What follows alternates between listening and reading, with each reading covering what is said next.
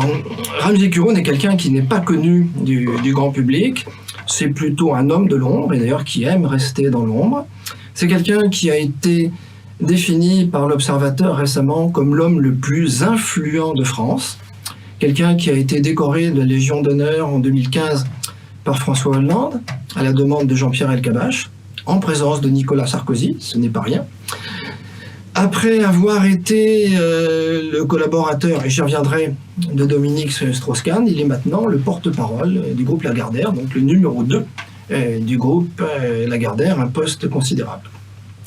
Il se trouve qu'en 2018, nous avons publié, mais de manière incidente, Ramzi Kuroun n'était pas du tout l'objet du papier, un article sur le groupe média d'Arnaud Lagardère. Arnaud Lagardère est en train de vendre petit à petit le groupe média qu'avait constitué son père.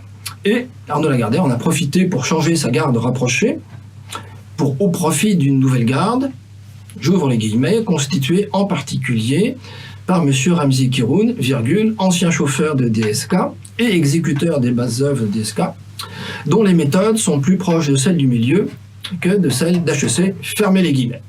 Bon, pendant un an, il ne se passe rien, parce que l'article doit dater de mai 2018, et un an, 12 ou 13 mois plus tard, je reçois une assignation de la police judiciaire en disant « Vous êtes mis en examen pour injure publique par M. Ramzi Kuroun ».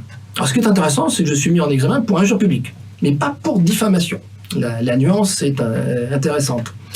Alors, pourquoi quelqu'un d'aussi puissant que Ramzi Kuroun s'attaque-t-il pour un observatoire qui est certes un certain succès, puisque nous avons quand même entre 80 000 et 100 000 visiteurs uniques par mois. Enfin, à côté de la puissance du groupe Lagardère, c'est quand même pas grand-chose.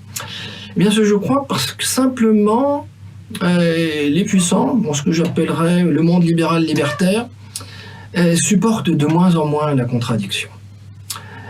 Non seulement ils veulent avoir le pouvoir économique, pouvoir politique, mais ils veulent aussi avoir le pouvoir moral. Ils veulent, je dirais, être considérés comme le camp du bien.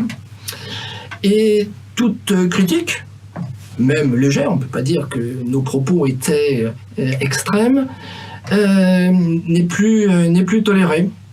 Alors bon, nous sommes confiants dans notre dossier, mais les risques ne sont pas ridicules. Les risques, c'est 12 000 € d'amende, plus des dommages et intérêts qui sont difficiles à calculer. Pourquoi pas plusieurs millions d'euros si M. Kuroun considère que son honneur a été blessé et que son avenir professionnel est peut-être entravé, ce qui signifierait, en tout cas pour nous, sans doute la fin de l'observatoire du journalisme. Mais là est peut-être l'objectif.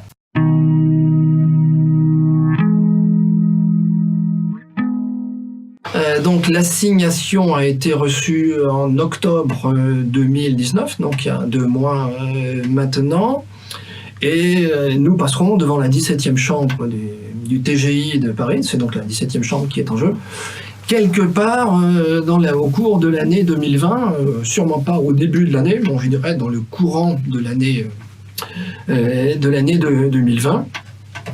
Bon, notre stratégie, elle est simple, c'est la bonne foi. Je dirais, nous avons retrouvé un certain nombre d'articles qui ont été écrits sur M.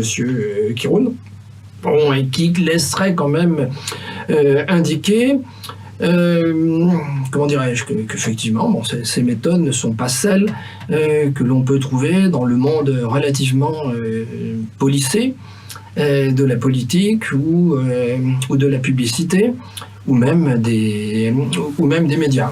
Donc nous plaiderons tout simplement 2 choses. La première chose, c'est la bonne foi. Et puis la deuxième, c'est tout simplement la liberté d'expression et la liberté d'opinion.